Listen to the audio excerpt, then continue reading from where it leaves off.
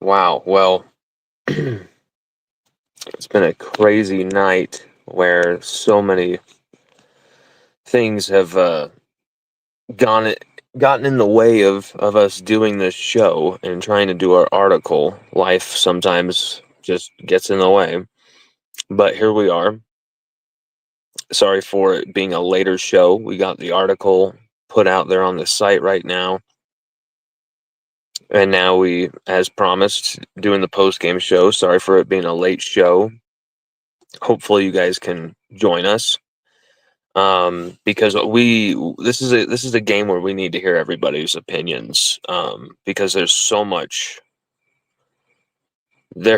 much to dig into with this game. From missed opportunities early in this game that could have changed everything, to the absolute embarrassment really that is this offense. And then there's, questions about Garrett Nussmeier from his health, from his decision making, questions about the play calling with Joe Sloan, like there always is. There was 7 really just I understand Ole Miss had 14 penalties, and it should have hurt them. We had 7 penalties when you absolutely could not have them happen.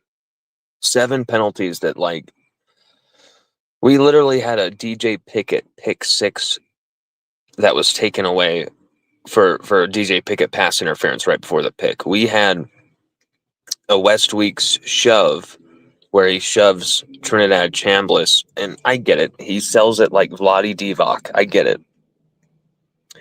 But it was so just boneheaded to shove him like that. There's so many plays in this game for LSU. Xavier Thomas probably gone if he doesn't step out of bounds. Nussmeier throwing the ill-advised red zone interception when LSU might go in and take a 14-3 lead early in this game. Instead, the interception is had. LSU makes some boneheaded penalties, and suddenly it's 10-3, and then suddenly it's 17. 17-7 before you can even blink. And LSU, our only touchdown the first half was from Sage Ryan with great coverage on Trades Green, batting the pass up in the air, for his teammate to get. And luckily, Nick Anderson catches his second touchdown of the year. But really, we can talk about missed opportunities. We can talk about not making plays when you really need them to happen, things like that. But for all intents and purposes, LSU did everything I said. Everything. I mean, I predicted a 38-17 win, right? But they did everything I said not to do in this game. I thought it would be insane if LSU's defense was out there for 70-plus plays. We were out there for 84 plays tonight. This defense was out there for 84 plays. You forced two turnovers. They committed 14 penalties. You had Ole Miss where you wanted them early, and you literally just threw it away. And I know everyone was going to want to look at the defensive numbers and how we allowed a certain amount of yards, certain amount. I don't even care. AJ Halsey, Whit Weeks, guys like that were making, big play preventing tackle after big play preventing tackle. Patrick Payton batted 2 passes, including one that took 4 points directly off the board. This defense did everything they could to win this game. The reason we lost this game is squarely on the offense, and don't let anyone tell you otherwise, because if they do, it's ridiculous. LSU's offense wasn't just inept tonight. They were absolutely pathetic. I mean, this is the worst rushing defense. 190.5 yards allowed per game.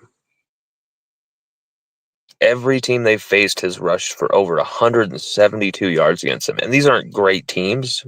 Tulane, Arkansas. LSU rushed for 57 yards as a team for 2.6 per carry. And, Garrett Nussmeier, 197 passing yards. Just one touchdown, and then the horrible back-breaking pick in the red zone. And things were never really the same after that pick.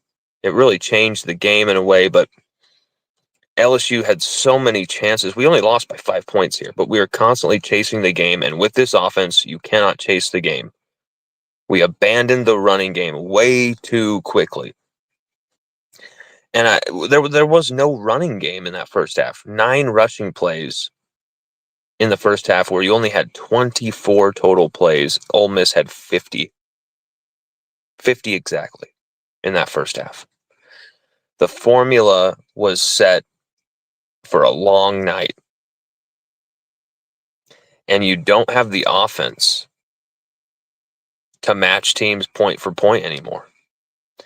People thought there's no way if Ole Miss isn't going to get more than 17. We're playing a Division II quarterback, haha. And I was as confident as you guys were. But as we tweeted right before the game, there's something about this that is just not sticking right to me. We have mocked Trinidad Chambliss. We have mocked Ole Miss. And here we go. They absolutely showed up and beat our ass. They rushed 3 players and dropped 8 into coverage on almost every play. And against a 3-man front, you've got 5 offensive linemen, usually a tight end, basically 6 on 3. You could not run the football. And I don't think Caden Durham's, if Caden Durham wasn't injured, I don't think that would have made a difference. LSU were so bad defensively. And that's the thing, is it takes away from what was actually a really damn good defensive effort. You forced 2 turnovers. You nearly had that pick 6 by DJ Pickett. You get that interception, that pick 6. It is a whole different ball game. And Trinidad Chambliss, 71 rushing yards, outrushed LSU's entire team himself. 314 passing yards through the air. The Division II quarterback outclassed LSU and that amazing defense. And you know what? He had a lot of help. There was one scoring drive where LSU gave them almost half of their drive in penalty yardage. They scored off that drive. Anytime Trinidad Chambliss was given a glimmer of hope, a glimmer of an opening, he took it and punished LSU's defense.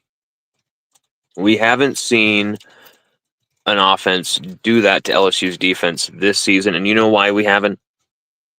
Because the offense was able to just do just enough to mask it. And now the mask is off. The mask is off. This is LSU's offensive reality in 2025. And this is the reality of this team. Once again, in the Brian Kelly era, you have a team with one elite side of the ball. Now it's your defense. The other side of the ball, completely inept. And Lane Kiffin called a hell of a game.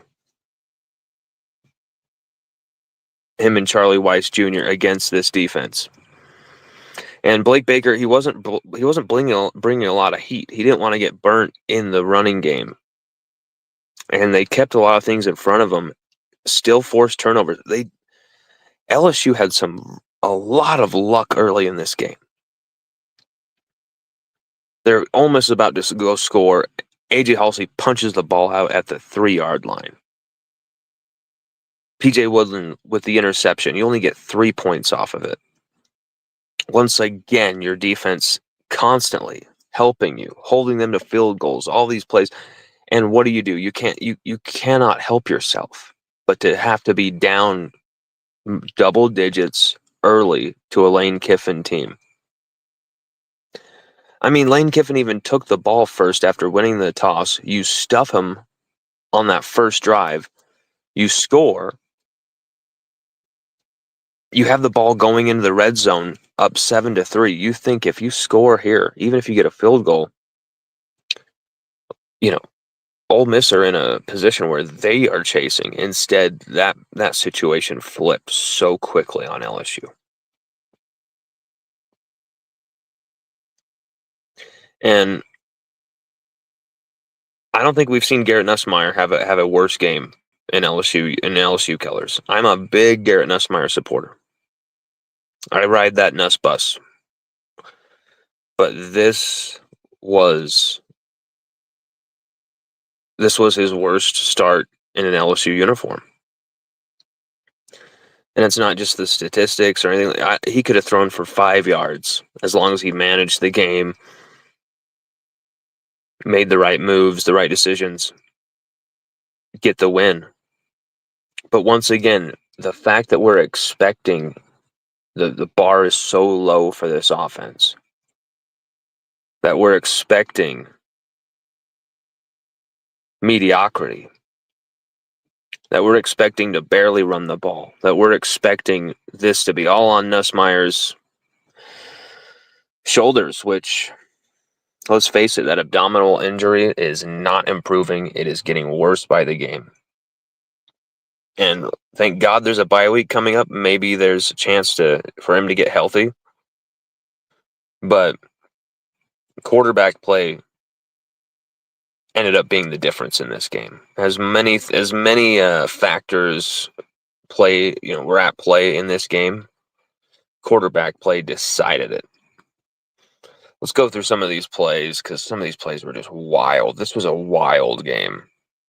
But before I start that, I wanted to go through, the way that I opened the article that I just posted was, I think, quite appropriate. Brian Kelly was very upset with the questions about the offense from media members such as Michael Cobble and others, and was saying we are playing to win the game. Playing to win the game. You heard that a billion times.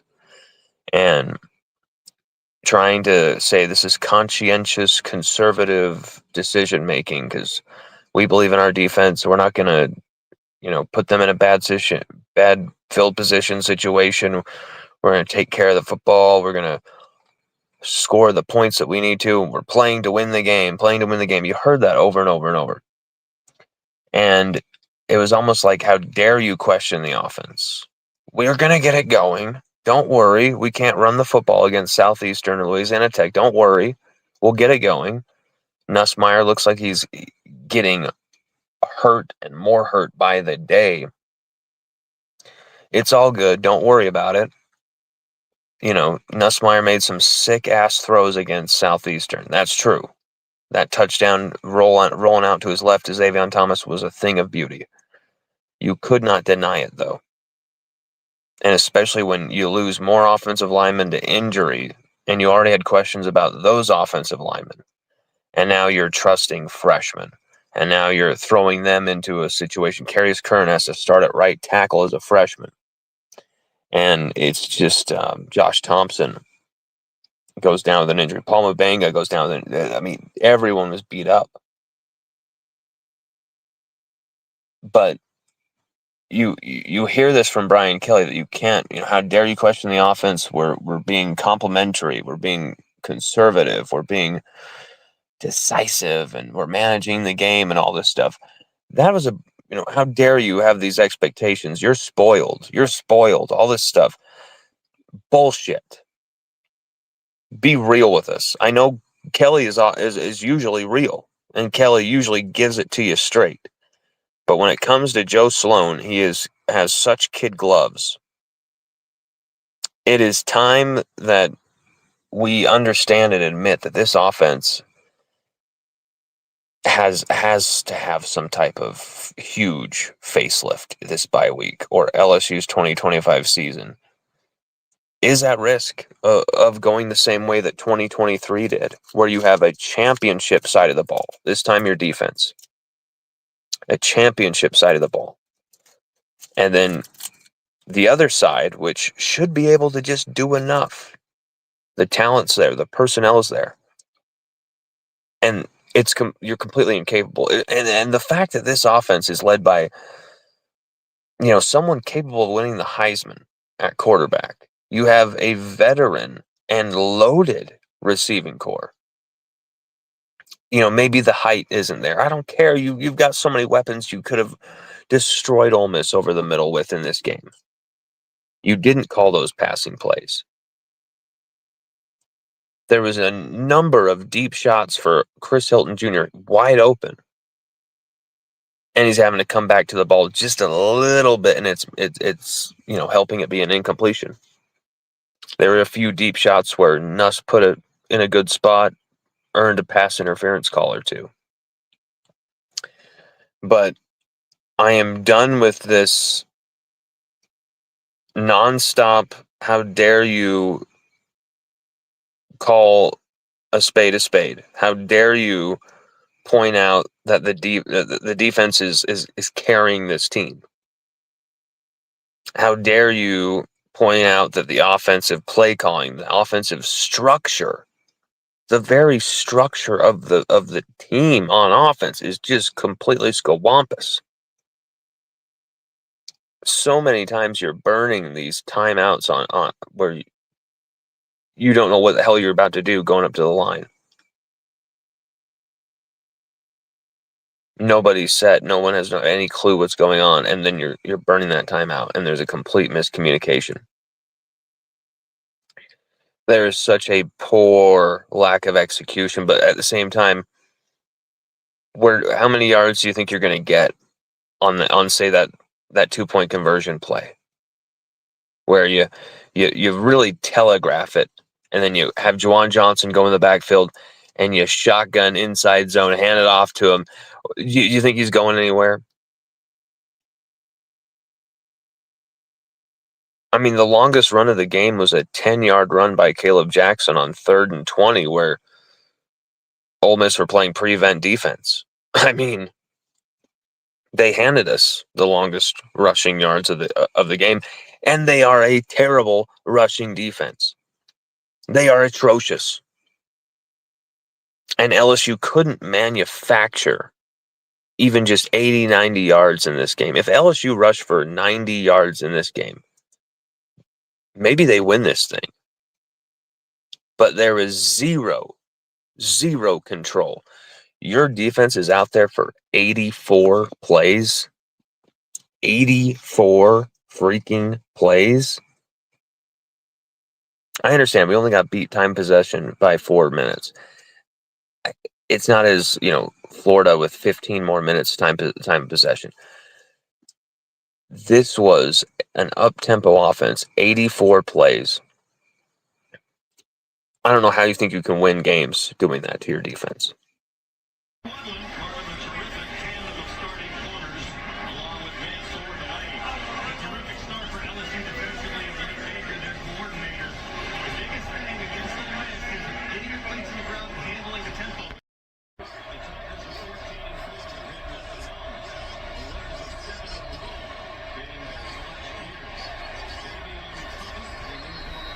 That was the best run of the night right there. That was the best run of the night. That was the best run of the night right there. 4 yards for Xavion Thomas.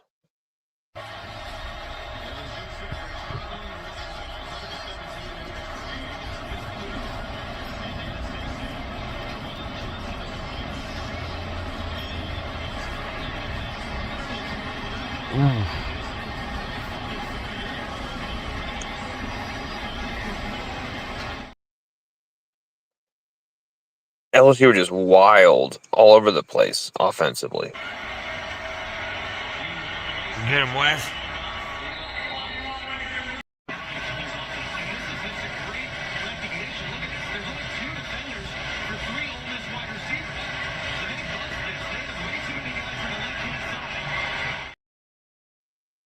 That was just too easy right there, that touchdown.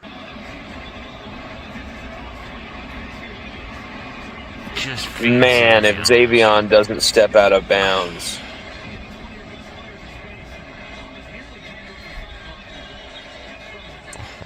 If he doesn't step out of bounds there, he's likely gone.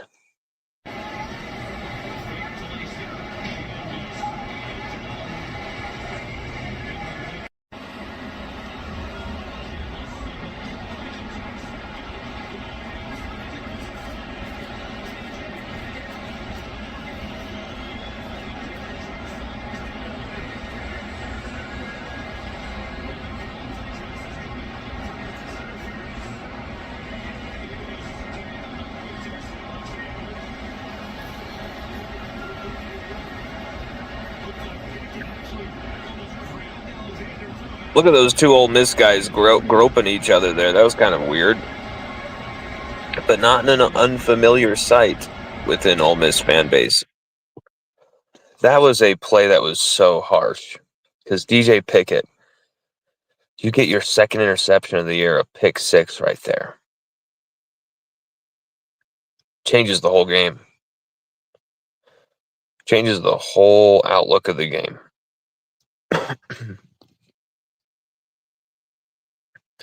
I've had enough of this offense. You can't watch this offense. There's so many obvious ways to go with this offense that are just staring you right in the face, and all you see is an inept, uncreative, dull, just piss poor play calling, horribly timed play calling, bad decisions, lack of execution. It is mind-boggling. We went into this season thinking this could be an offensive juggernaut, and it didn't even need to be. We knew this defense was going to be good. We didn't know this defense was going to be top 5 good. And the fact that they're top 5 good, you just need to score 27, 30 points a game and you'll beat everyone on your schedule. 27 to 30 points a game, you'll beat everyone on your schedule. If you were to tell me that going into the season, I would be thinking LSU could go unfreaking defeated. Really, I'm thinking LSU could go undefeated if they only have to win, score 30 points a game with this offense. If this offense only has to rush for, 110 yards a game or something like that. Like, that's, to me, like, oh my God, that's beyond doable. This offense is not going to be, a juggernaut, but they can do that. But the weapons this offense has, they have every potential to be a special offense. But the way they're set up, the way Joe Sloan calls games, the way he goes away from the running game so quickly, and it always stabs us in the back. It's hard to fathom. And I understand you're not getting many yards early or whatever. It doesn't matter. You need to keep that clock rolling. You can't just have such a quick turnover of drives. You're going to exhaust and wear down your defense, and that is what we did. And Trinidad Chambliss, Kawan Lacey,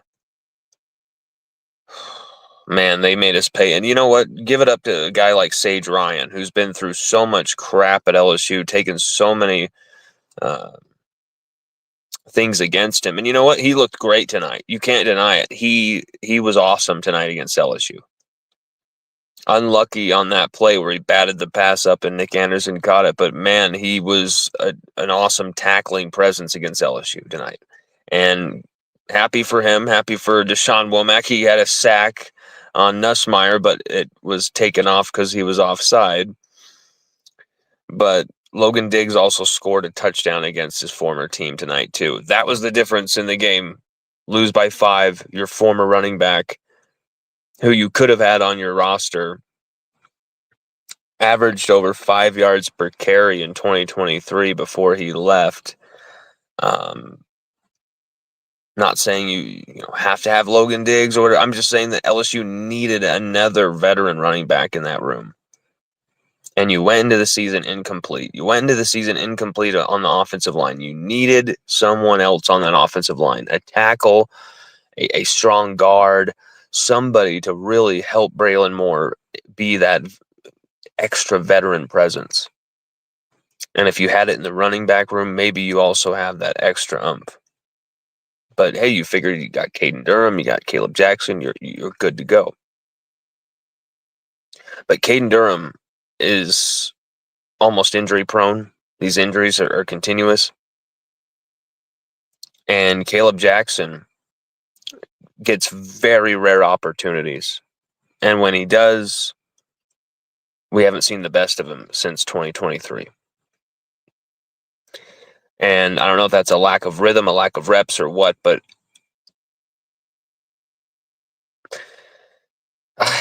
I don't know what else to say, but this offense lost us this game directly.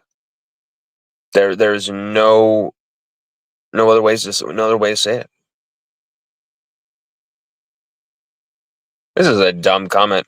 EW the Fourth says Nuss ain't hurt. He couldn't complete the deep ball last year.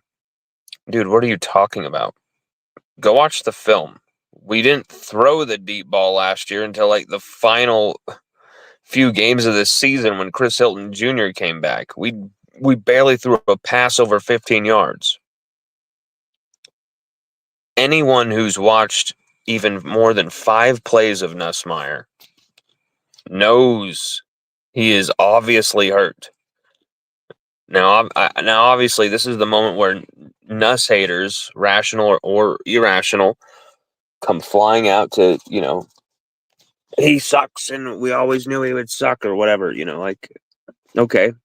If you want to, enjoy Nussmeier not having his best game and having his worst game as a starter, that's fine. You can do that, but it's quite obvious Nussmeier is playing at 40%. It's insane.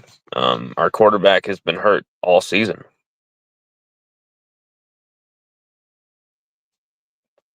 And it's getting worse. And this whole he can't throw the deep ball thing, I don't think that's accurate whatsoever. Don't think that's accurate at all.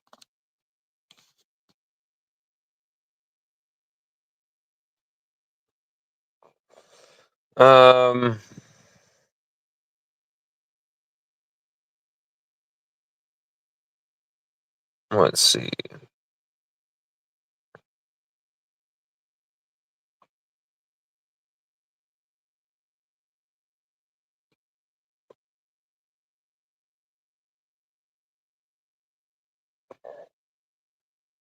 Another comment. Why have running backs if you aren't going to give them the ball? If I was a running back, I'd be pissed. We keep giving the ball to receivers to run. What the F? Bro, if you watch the plays, I don't know if you're watching the game or not, but LSU's receivers are averaging more rushing yards than our running backs outside of Caden Durham having a few big runs.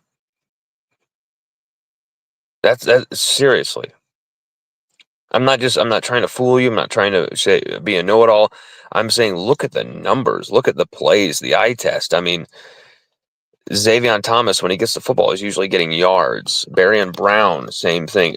And you can say, well, give it to your running backs, but they're not making plays. Caden Durham, he wasn't even hitting the holes like he should. These are obvious things that are just blowing my mind right now, to be honest. I can't believe how bad this offense is. 2 of 11 on third down. 254 total yards. 197 passing yards. Incredible. 2.6 rushing yards per game. We have to be setting records the other way, the bad way, as far as LSU rushing, because this just gets worse and worse. LSU have averaged like 2.7, 2.8, 2.9. Like it's 3.2 here and like it's just so bad. Was anyone expecting LSU's offense to be this bad going into this season? Because if you say so, I just don't believe you. I don't believe you.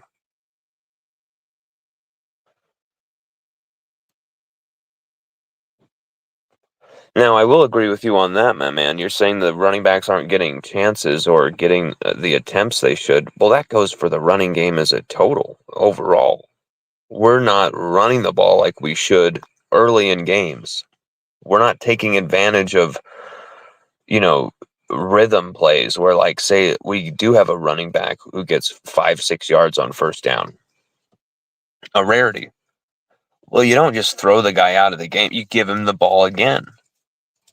And that's the thing that I can't stand about Joe Sloan's offensive play calling, and really even Denbrock for 2 years at LSU until 2023, where they just, I mean, you couldn't get away from giving Malik Neighbors and Brian Thomas Jr. the football. But LSU in the Kelly era feels like they have to feed every mouth and be political with how they give the football out, and instead you're giving the ball to all these other guys. Okay, 5 catches for 50 yards here, 3 catches for 4, but nobody has 100-yard games in the Kelly era outside of Malik Neighbors and Brian Thomas Jr. and of course Jaden Daniels. Nobody seems to have like continuous 100-yard rushing or receiving games, or even multiple, like numerous, like 5 or 6 in a season. It's really like earning yards through piecemeal group efforts and seeing how far that can take you, instead of like feeding your best players the ball and riding them.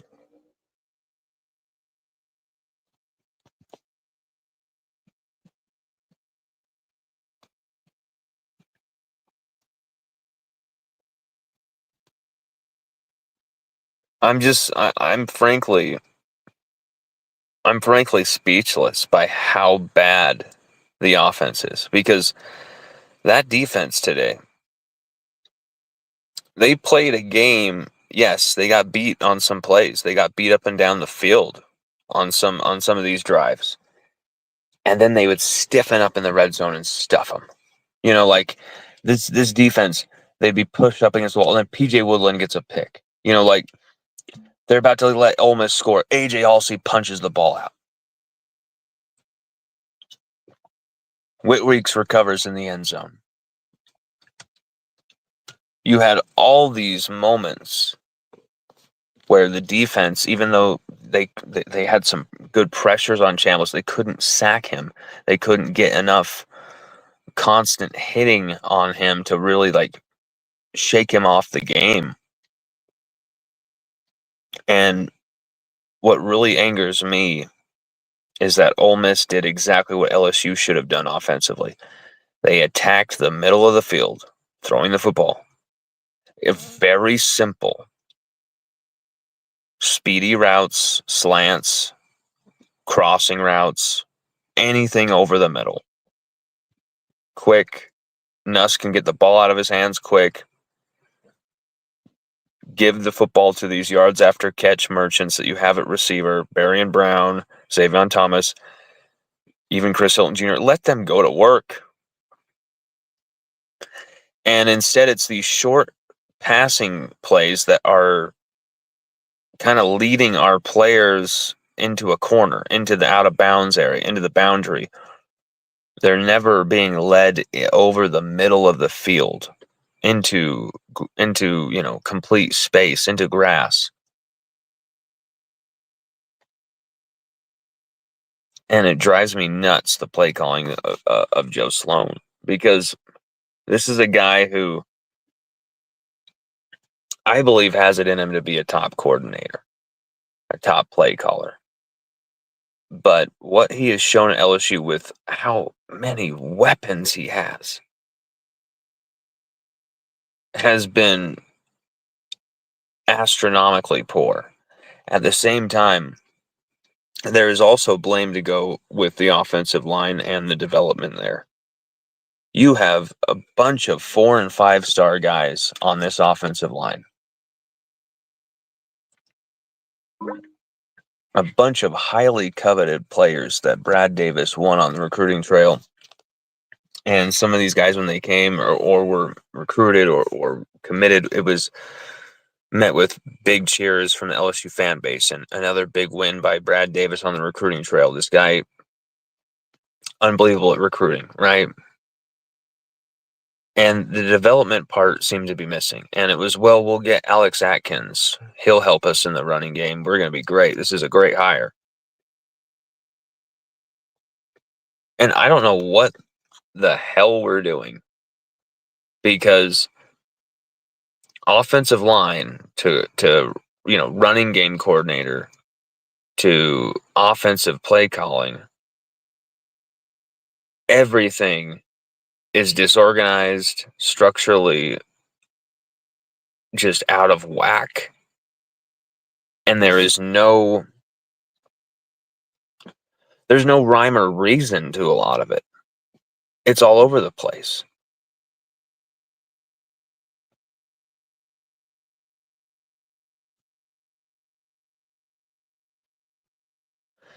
Poe English, what's up, brother? Thank you for joining us on such a late show. He says, "What up, my guy? I'm going to give the defense credit, but they were exhausted." Yes, they were. That's what's terrible about the situation. They were great, but 84 plays, man. You can't do that to a defense. He says, "But it sucks watching other quarterbacks take off and run while our quarterback throwing off his back foot. Rough day at the office." And I think that's why so many have said they want Michael Van Buren in, is because of that dual threat ability and because Nuss doesn't have that. And I'm thinking, I understand that, but you're talking about benching a senior quarterback who chose LSU over a lot of other suitors, stuck it out, did everything the right way, and when fully healthy or even sort of healthy, is a Heisman candidate quarterback.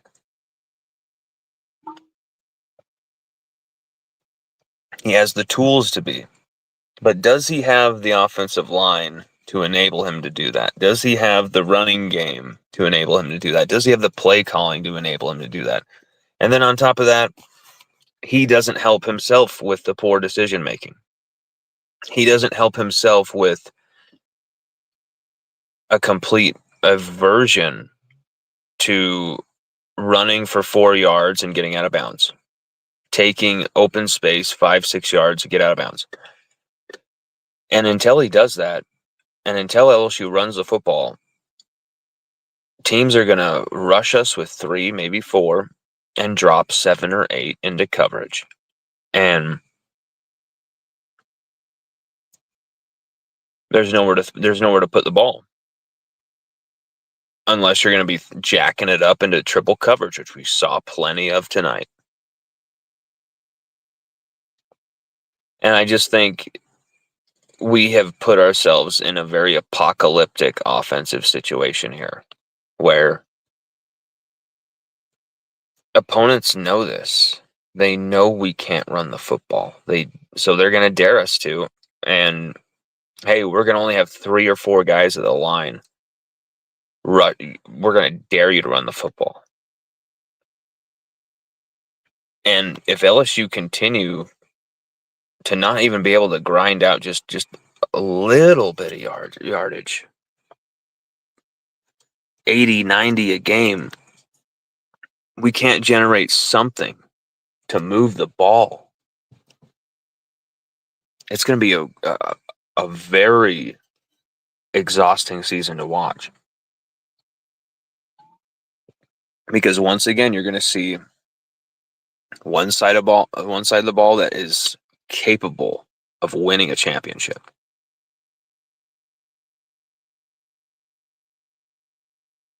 And one side of the ball that is hopeless.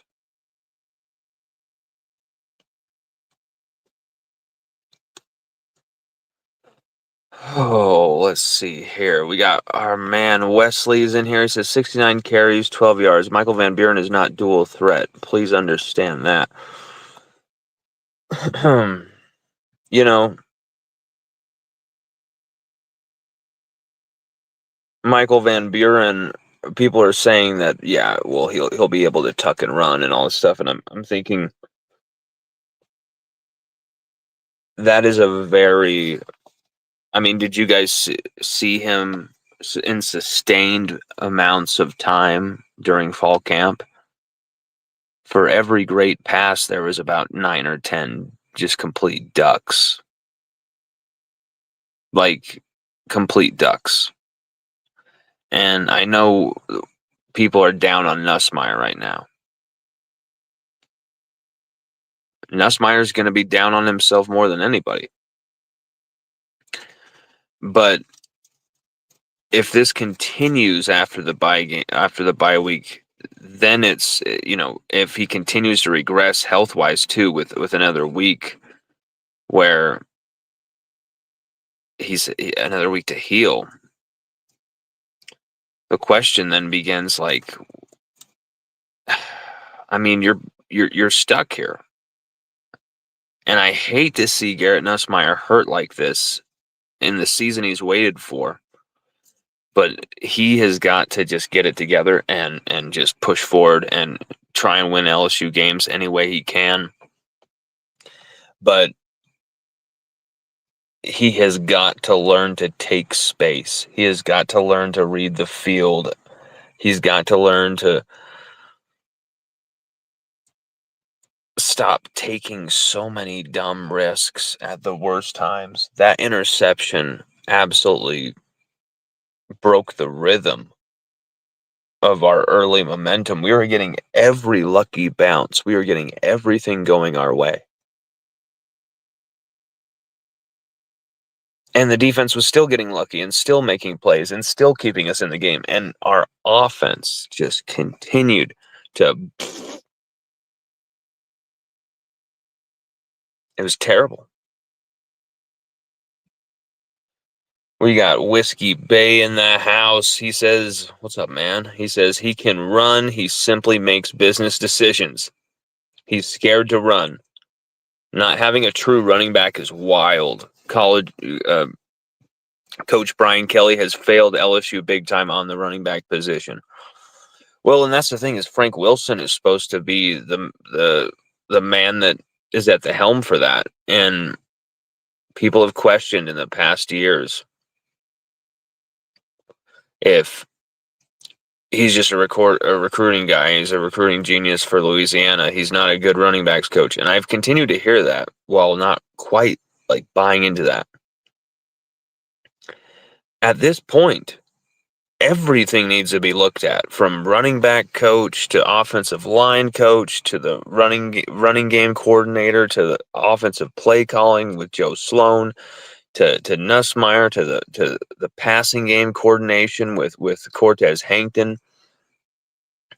There needs to be a complete overhaul.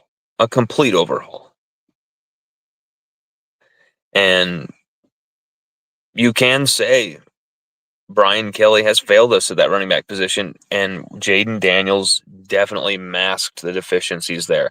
And because he masked the deficiencies there, we just kind of sat back. Didn't think we needed to improve the running back position or really bolster it.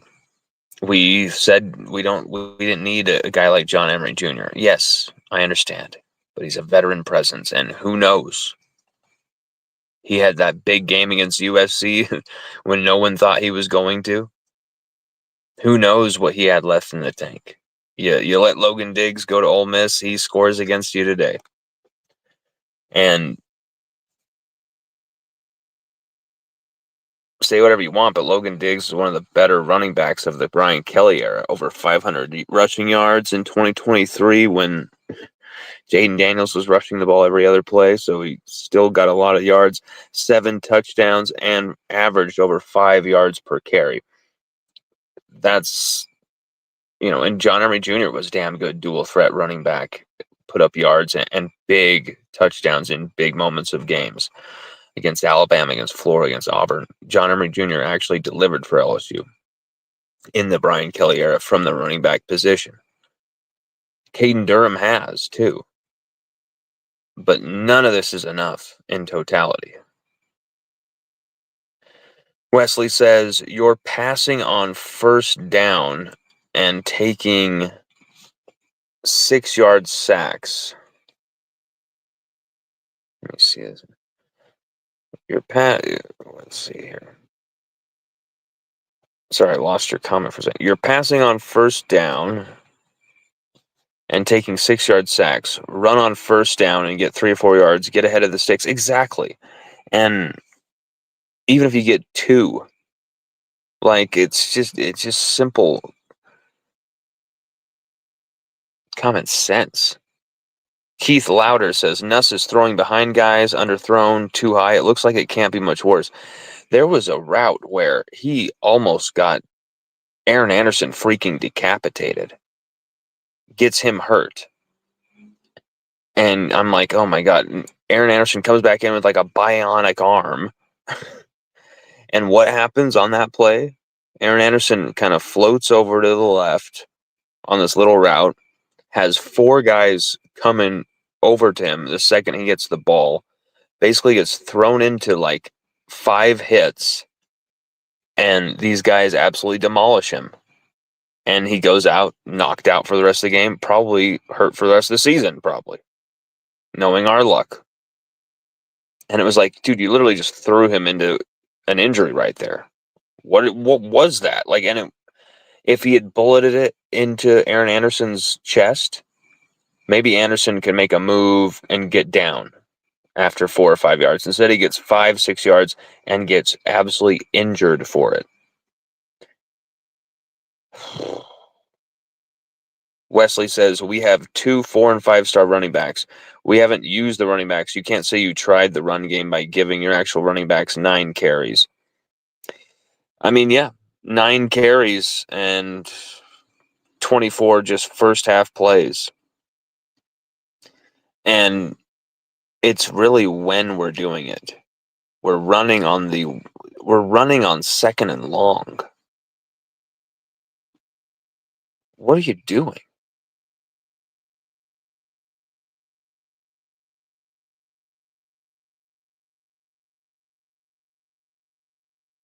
Keith Louder says, "Sorry, scary to think Michael Van Buren is worse than that. We're seeing from Nuss, worse than what we're seeing from Nuss. But I guess it's what the coaches think.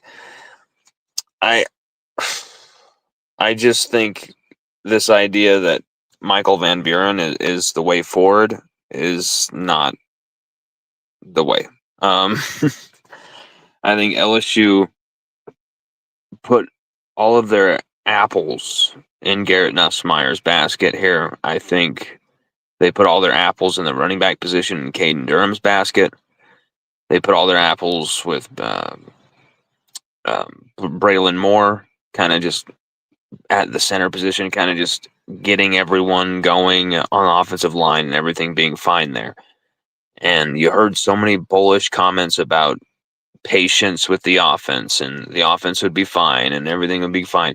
And I kept warning people, you can't do this to your defense or you're going to lose games. No matter how good your defense is, they're going to allow points. They're going to get burned out. They're going to get scored on. You can't score 17, 14 points a game and win everything in the modern college football setup. You just can't. It doesn't matter how good your defense is. It literally, you put your defense out there for 84 plays. 84 plays. I just can't even believe the fact that 84 plays, guys. 84 freaking plays. And you think your defense is even gonna have a chance? Just 57 total rushing yards. 2 of 11 on third down.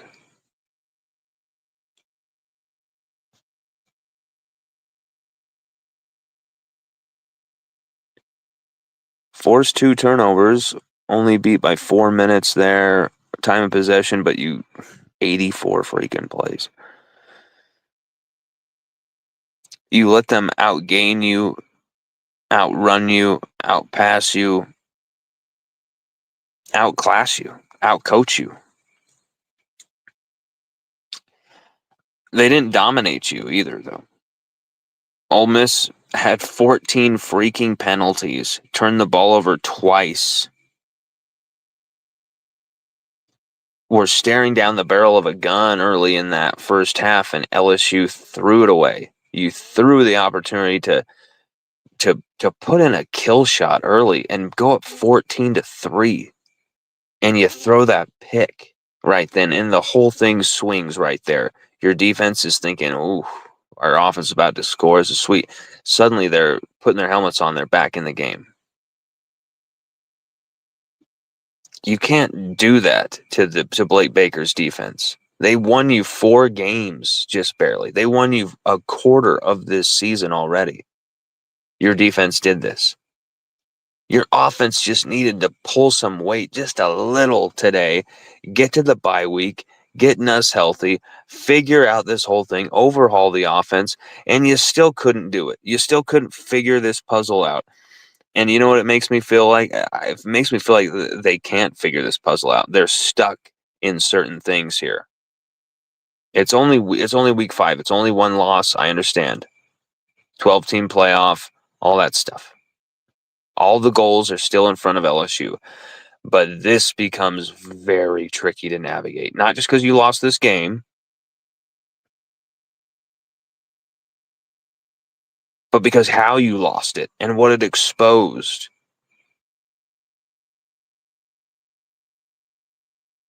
And I don't want to hear ever again from Brian Kelly that this, you cannot question because we won. You cannot question what happened because we won against Louisiana Tech 23-7.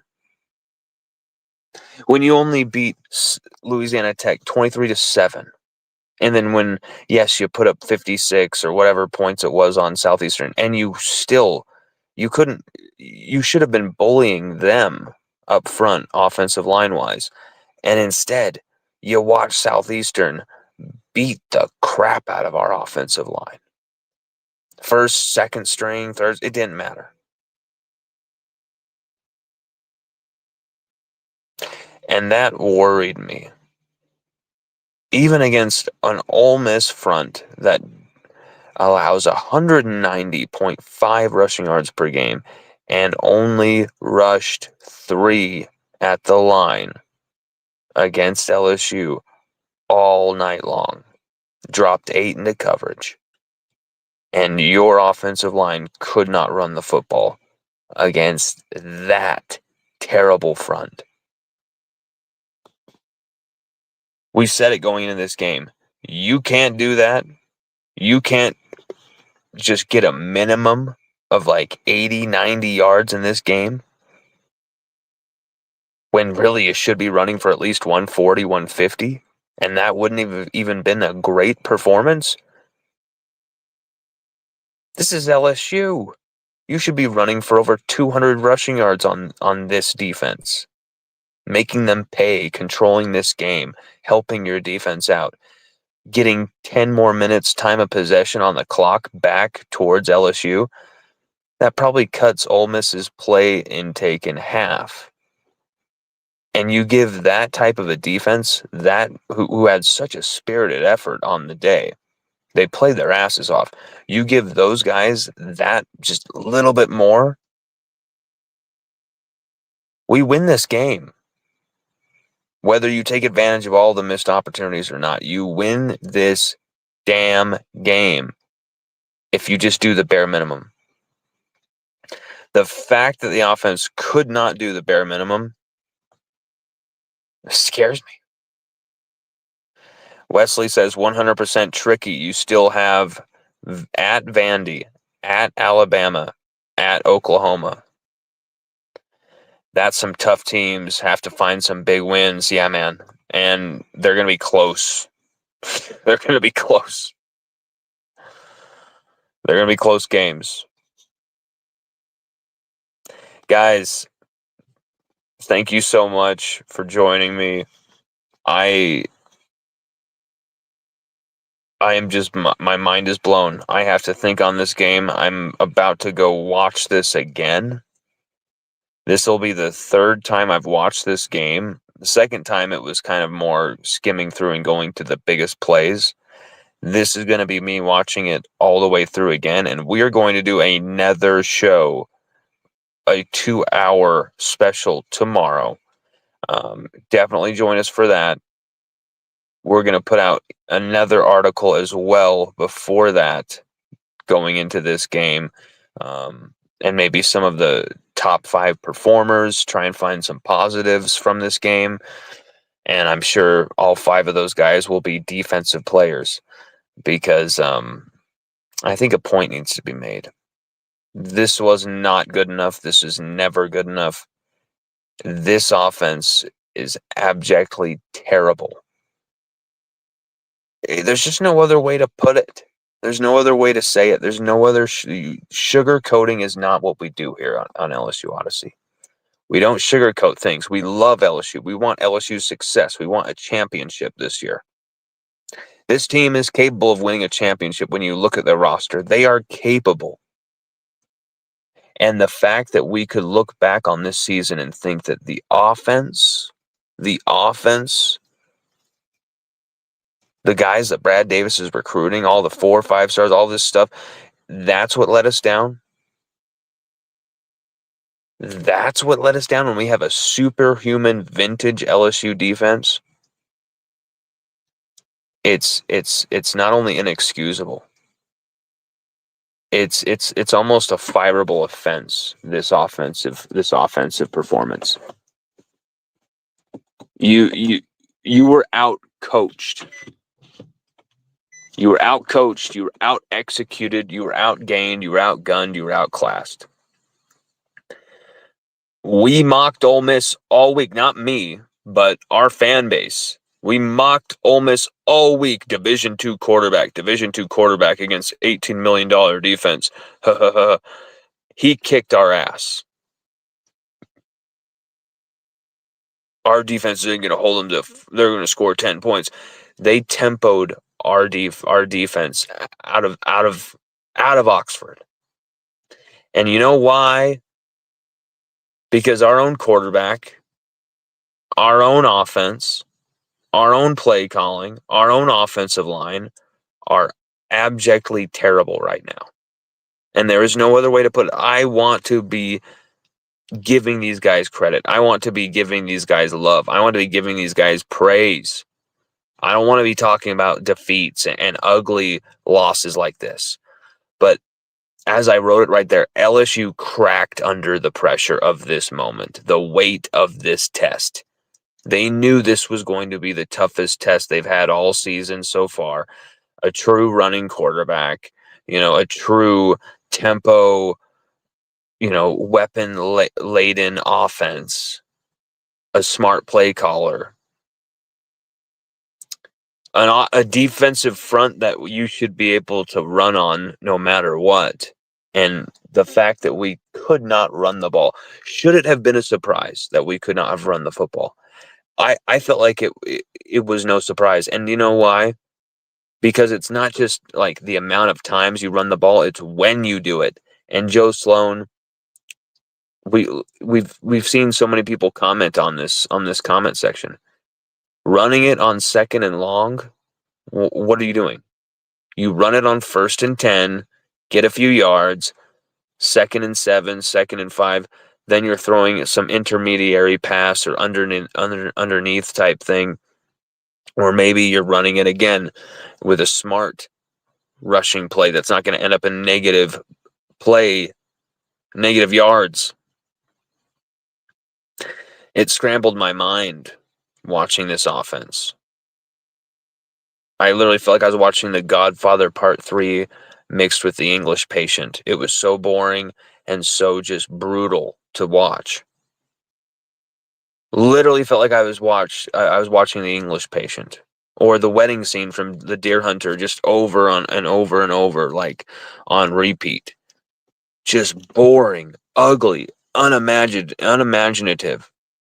No creativity, no energy, no spice. Xavion Thomas is the only lifeblood of fire on that offense. Him and Barry and Brown. That's it. Those are the only sparks. Aaron Anderson now, who was your guy, really clutch guy for this offense. Continuously moved the chains when we had no right to continue drives. And now you wonder what's going on with him because he's going to have 2 injuries. His ankle is messed up, and he had the bionic arm sleeve already on. And that's another thing, too, we haven't even talked about. Injuries are now starting to rack up. You even saw Whit Weeks go down injured as well. It's a night for being angry, a night for being annoyed, for being disgusted with what you've seen. And it's a night for a true reckoning for Brian Kelly and LSU, because Lane Kiffin, take off your hat to him. He's beaten LSU again. He's done it masterfully. And after we're laughing at him all week about Witt and getting with his daughter and all this stuff, and how I'm saying all the pressure is going to be on Lane, and it's not going to. It meant nothing. Lane Kiffin, he kicked our ass. He got the best of Brian Kelly once again.